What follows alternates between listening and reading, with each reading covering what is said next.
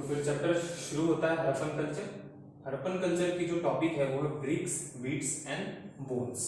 अब BRICS, beats and bones जो है ये सोर्स के अनुसार, इसमें हमें कुछ टर्म सीखने पड़ेंगे। एक टर्म तो मैंने लास्ट में बता दिया, ASI, archaeological survey of India. ठीक है, ये क्या होता था, ये आर्कियोलॉजिस्ट ढूंढते।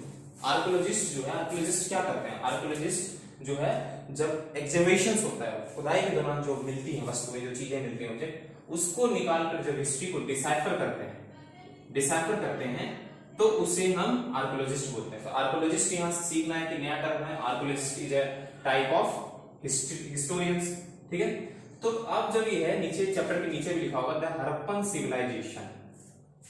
हड़प्पन सिविलाइजेशन, जो पहला सवाल इसमें उठता है कि हड़प्पन सिविलाइजेशन को हड़प्पन ही क्यों बोलते हैं। इसका दूसरा भी नाम है इंडस वैली सिविलाइजेशन।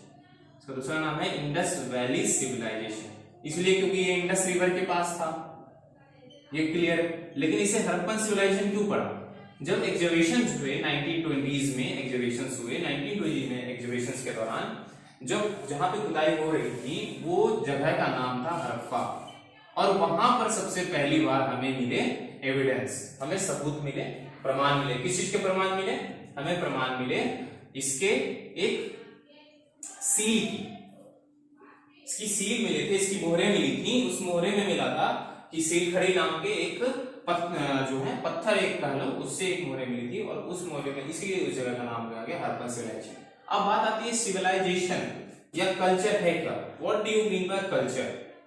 कल्चर क्या होता है, संस्कृति क्या होती है। तो कल्चर में तीन चीजें आती हैं। पहला जो सबसे पहला आता है वो होता है स्पेसिफिक ज्योग्राफिकल एरिया। किसी भी स्पेसिफिक ज्योग्राफिकल एरिया में हम कल्चर बोल दिया, एरिया। दूसरा आता है लैंग्वेज।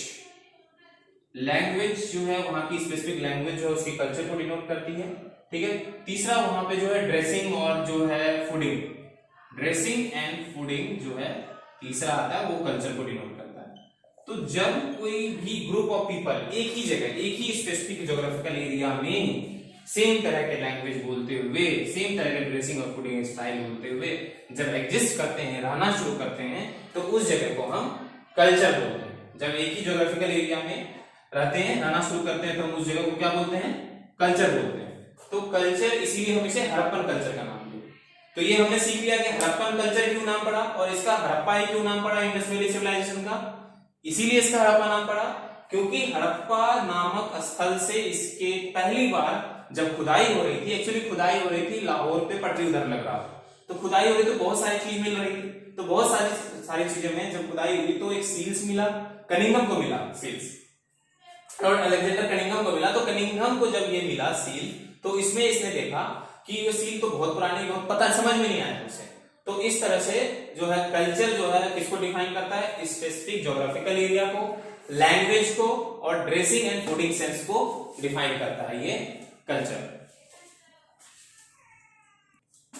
इसमें एक चीज और ऐड कर लेते हैं, स्पेसिफिक पीरियड ऑफ टाइम भी ऐड कर लेते हैं। Specific period of time culture में, कि स्पेसिफिक पीरियड ऑफ टाइम में, किसी स्पेसिफिक कालक्रम में जब बहुत सारे लोग एक विशेष तरह की भाषा बोलते हुए विशेष ज्योग्राफिकल एरिया में ड्रेसिंग स्टाइल और फूडिंग जब अपनाते हैं, तो उस पूरे एरिया को, उस जगह को हम किसी कल्चर से डिनोट करते हैं।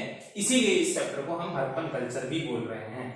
तो अब हम इस चैप्टर में आगे स्टडी करेंगे कि कैसे इन लोगों ने रहना शुरू किए, कैसी इसकी टेक्नोलॉजी थी, ये अगर इसकी इकोनॉमी जो एग्रीकल्चर पे थी तो एग्रीकल्चर कैसे करते थे, कहां पे नहर है, कहां पे पानी के स्रोत हैं, कहां पे मिले हैं, क्या क्या एविडेंसेस हमें मिले हैं। उस एविडेंस को देखते हुए हम एक आर्कियोलॉजिस्ट के नजर से हम इसे हिस्ट्री को निकालने की कोशिश करेंगे।